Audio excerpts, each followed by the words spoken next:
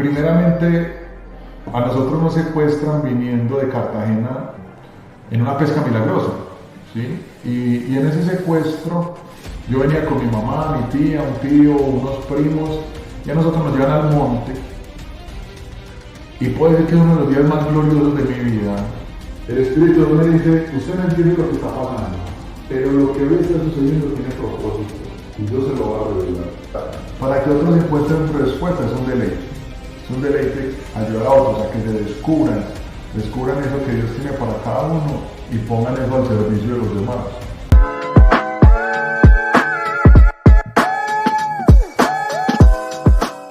Juan, eres pastor, eres conferencista, eres esposo, eres líder de Senfol, eres muchas cosas, pero me gustaría que nos cuentes un poco cómo llegaste hasta acá. Bueno, yo tuve la oportunidad de estudiar Derecho en la Universidad de Medellín cuando cursaba tercer año. Creo que como todo joven me preguntaba, ¿y la vida qué? ¿Para dónde va? Porque a veces me siento vacío. Y una amiga de la universidad me preguntó, yo veo que tú tienes todo para ser feliz, pero no lo eres. Tú tienes una relación personal con Dios. Y esa pregunta me llamó la atención. Yo le dije, sí, yo voy a misa, yo el fin de semana busco de Dios. Me dijo, no, yo no te pregunté que si tú vas a algún lugar, sino que si tú tienes una relación personal con Dios. Y me perturbó un poco y físicamente me fui. Esa semana allí en la universidad yo me fui a la cancha de fútbol y estaba a solas y en ese momento lo que entendía era orar. Le dije a Dios, yo me siento muy vacío. Y volví a hablar con esta amiga y esta amiga comienza a instruirme en el cómo tener una relación personal con Dios. Juan, antes que llegues a esa relación, a ese encuentro con Dios, esos vacíos, ¿qué te producían esos vacíos en tu vida? Bueno, era muy angustiante ver que en verdad lo tenía todo. Yo jugué baloncesto desde los 12 años, entonces el éxito siempre estuvo ahí, primeramente por el baloncesto. O sea, siempre fui ganador en el baloncesto, jugué selección Antioquia, sabía lo que era el reconocimiento.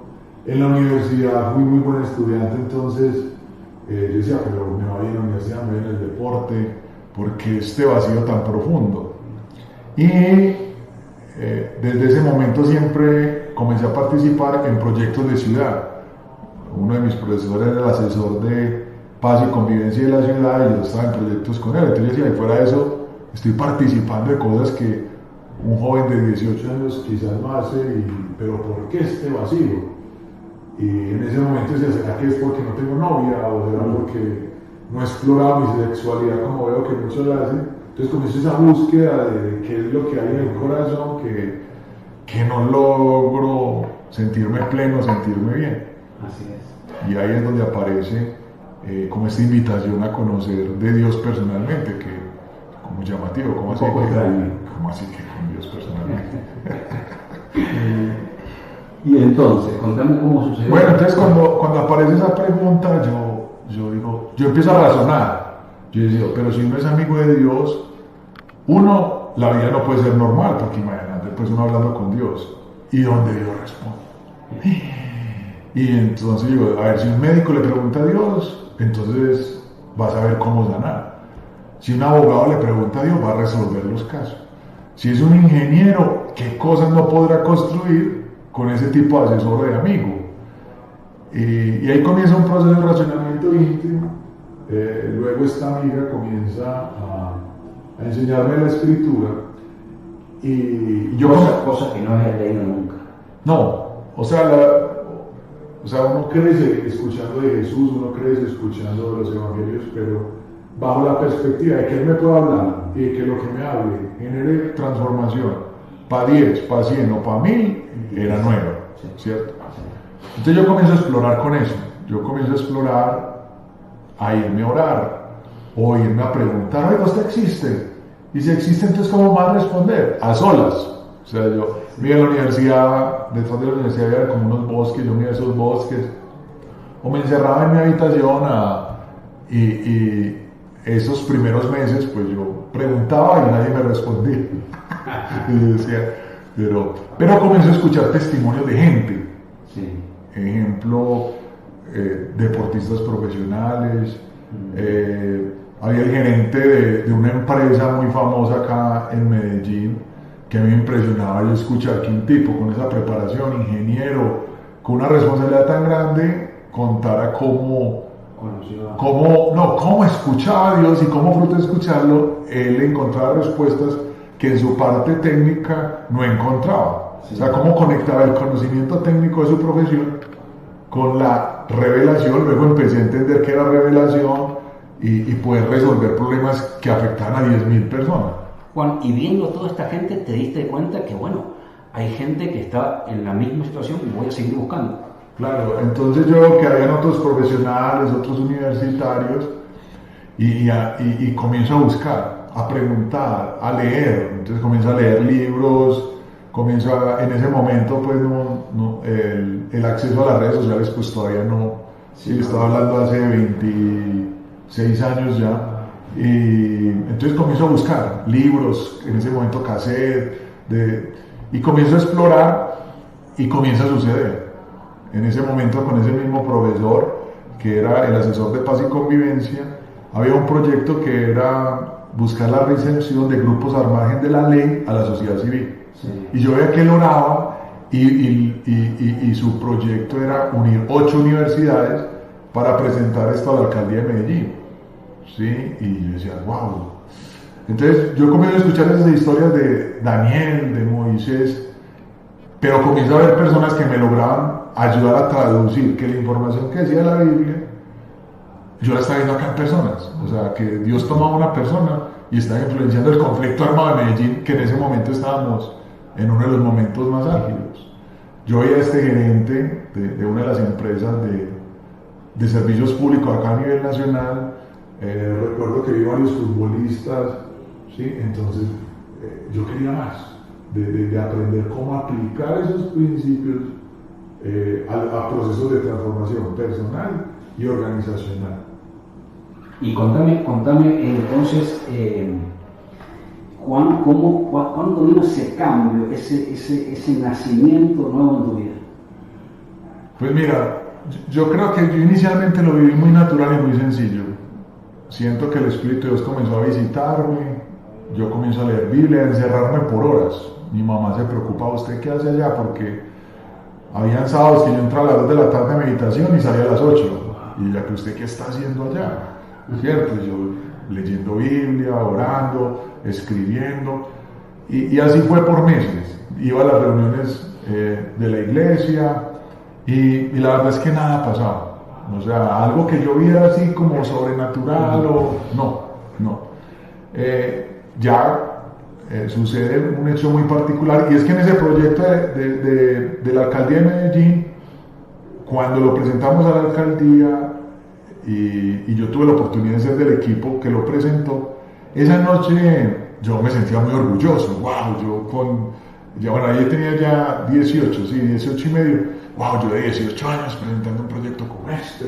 Y esa noche el Espíritu de Dios me dice, ¿de qué sirve al hombre alcanzar una ciudad si no ha alcanzado su alma? Y yo, pero la mía la tengo alcanzada. Y esa noche me dice, ¿y tu papá? Mi papá también era abogado y él viene de una extracción humilde, fue profesor de educación física y fue creciendo económicamente y personalmente, pero está en un momento de su vida donde se estaba desviando. Entonces yo decía, wow, acabo de trabajar en alcanzar una ciudad, pero ¿cómo alcanzo el corazón de mi papá? Y apliqué la misma metodología, comencé a preguntarle a Dios, ¿cómo conquisto el corazón de mi papá? Y ahí Dios comienza a responder. Lo primero que me dijo fue, vete a dar la vuelta Oriente con él. Sé que muchos nos escuchan que no son de acá de Medellín. Medellín, al estar entre las montañas, uno sale por un lado de la ciudad, da la vuelta en carro por las montañas y regresa por otro lado. Entonces uno va, come. Y esas primeras veces no hablábamos. Él iba manejando y yo ahí, ya. La segunda vez, ya hablábamos. La tercera, y pone que a la cuarta ya le empezó a abrir su corazón y a contar. Y bueno, Señor, ¿ahora qué? Entonces yo preguntaba y venían cosas muy sencillas. O sea, ¿ahora qué? Aparece tele de sorpresa en el colegio donde él daba clase. Y yo me la aparecía de sorpresa.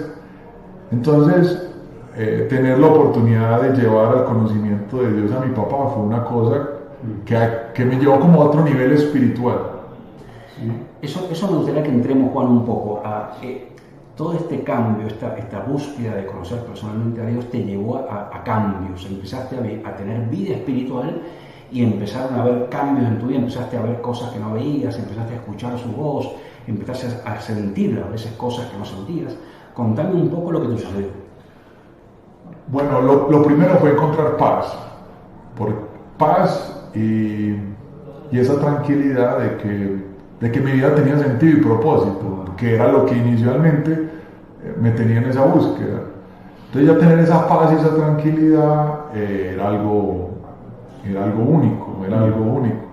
Y propósito, cuando yo comienzo a ver que yo me veía como una persona muy particular, llamémoslo muy simple, pero que mi vida estaba siendo llamada a generar inspiración y transformación a otros. ¿Sí? A mí me gusta mucho ver que una situación, una persona esté en una realidad y eso se transforma en otra. Entonces comienzo a aprender cómo lograr eso. Entonces, cómo transmitir lo que vos estás recibiendo. Claro, y que eso genera la vida. Porque me gusta mucho hasta que eso sea o estadístico medible, o sea, que la realidad de una empresa esté acá y luego acá, que la realidad de una persona acá y después acá, y que ese proceso luego sea continuo, no simplemente que sea como un cambio de un momento, no, que eso... Entonces ese primer peldaño fue mi papá, y paralelamente el proceso de ciudad. Pero ahí viene como el segundo peldaño, diría yo, que es que... primeramente, a nosotros nos secuestran viniendo de Cartagena en una pesca milagrosa, ¿sí? Y en ese secuestro yo venía con mi mamá, mi tía, un tío, unos primos, y a nosotros nos llevan al monte. Y puede ser que es uno de los días más gloriosos de mi vida, donde en medio de algo que genera tanto terror como estar con 20 guerrilleros, yo comienzo a escuchar el Espíritu de Dios a otro nivel. Entonces a nosotros nos llevan, ponle 2 horas de camino dentro del monte, por ahí, dejan a mi mamá y a mi hermana, que yo hoy digo, Dios mío, yo como los dejé por allá en la mitad de la nada, porque nos dan la opción de si quieren acá o vayan a buscar la camioneta del secuestro, ¿sí? En la camioneta en la que se habían llevado al tío. Y yo ahí comienzo a escuchar el Espíritu de Dios como le pasaba al rey David, a la derecha o a la izquierda, uno en pleno monte, no sabe dónde queda ni el norte ni el sur. Y lo que sí que fue uno de los días donde sucedieron tantas manifestaciones del Espíritu de Dios. Terminando el día regresamos con la camioneta, nos tocó volver a Cartagena y ahí como que comienza a activarse el disfrutar de escucharlo a él muy íntimamente en momentos de presión. Pero a los 40 días secuestran a mi papá ya acá en la ciudad, ya paramilitares. ¿Con qué fin, Juan, todo esto? Lo de nosotros fue fortuito. O sea, cuando nosotros captura la guerrilla fue viniendo, o sea, una pesca milagrosa, salimos a la carretera y fuimos nosotros. Ya de mi papá, él era educador y en ese momento, es algo pues, que en ese momento fruto de la intimidad con Dios me va dando respuestas de por qué tenían a mi papá, dónde lo tenía, quién lo tenía, porque imagínate, a mi papá lo secuestran y 7 días después lo matan, pero a los 5 días yo ya sabía quién lo tenía, por qué lo tenía, testigos oculares, videos, o sea, era increíble. O sea, que lo mató la guerrilla.